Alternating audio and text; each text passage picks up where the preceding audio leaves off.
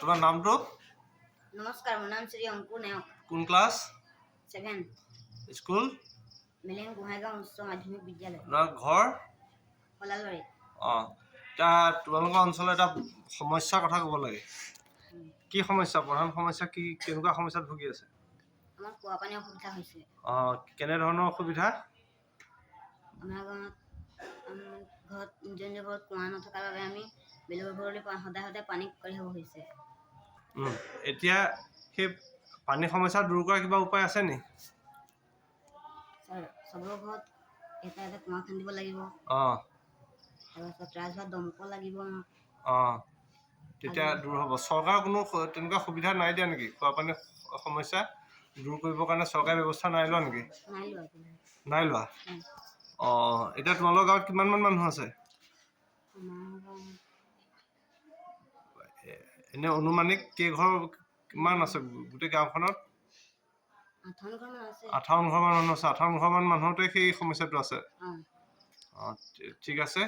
আৰু এতিয়া আমি তেতিয়াহ'লে কি কৰিব লাগিব? আমি প্ৰত্যেকৰ ঘৰত এটা এটা কুঁৱা খন্দাৰ ব্যৱস্থা কৰিব লাগিব। আৰু এইবোৰতো সকলোৱে নিজে খন্দা উপায় আছে জানো? নে চৰকাৰক জনাব লাগিব? চৰকাৰক জনাব লাগিব। চৰকাৰক জনাব লাগিব। হয়, ঠিক আছে বাৰু, ধন্যবাদ। নামটো? নমস্কাৰ, মোৰ নাম শ্ৰীমতী নেহা মুণ্ডা। কোন ক্লাছ? 7 স্কুলৰ নাম? মেলেং গোহাঁইগাঁও উচ্চ মাধ্যমিক বিদ্যালয়। আৰু গাঁওখনৰ নাম? মেলেং মুণ্ডা বস্তি। মেলেং মুণ্ডা বস্তি। তোমালোকৰ গাঁৱৰ সমস্যা কি? খোৱা পানীৰ সমস্যা। তাৰমানে চৰকাৰে যদিও এয়া পানী যোগানৰ ব্যৱস্থাৰ কথা কৈ আছে, তাৰমানে এতিয়াও ফলপ্ৰসূ হোৱা নাই। এতিয়া তোমালোকৰ গাঁৱত এতিয়া পানী এতিয়া ক'ৰ পানী খোৱা? কেনেকৈ খোৱা? খোৱা। এতিয়া সকলোৰে ঘৰত কুঁৱা আছে নে নাই? নাই। এতিয়া তাৰমানে বেলেগৰ কুঁৱাৰ পৰা পানী আনিব লগা হয় নেকি? এতিয়া খোৱা পানী, গা ধোৱা, বাচন ধোৱা সকলো কাৰণে সেই কুঁৱাৰ ওপৰতে নিৰ্ভৰ কৰিবলগীয়া হয় নেকি? তেতিয়াহ'লে এতিয়া সেই সমস্যা দূৰ কৰিবৰ কাৰণে কি কৰিব লাগিব? টেপ দিছে চৰকাৰে, কিন্তু টেপৰ পানী নাহে। টেপ আছে কিন্তু পানী নাহে। প্ৰত্যেকৰ ঘৰতে টেপ আছে নেকি? আৰু কাৰো ঘৰতে পানী নাহে নি? এনেই মানে টেপটো নামতহে আছে, পানী নাহে।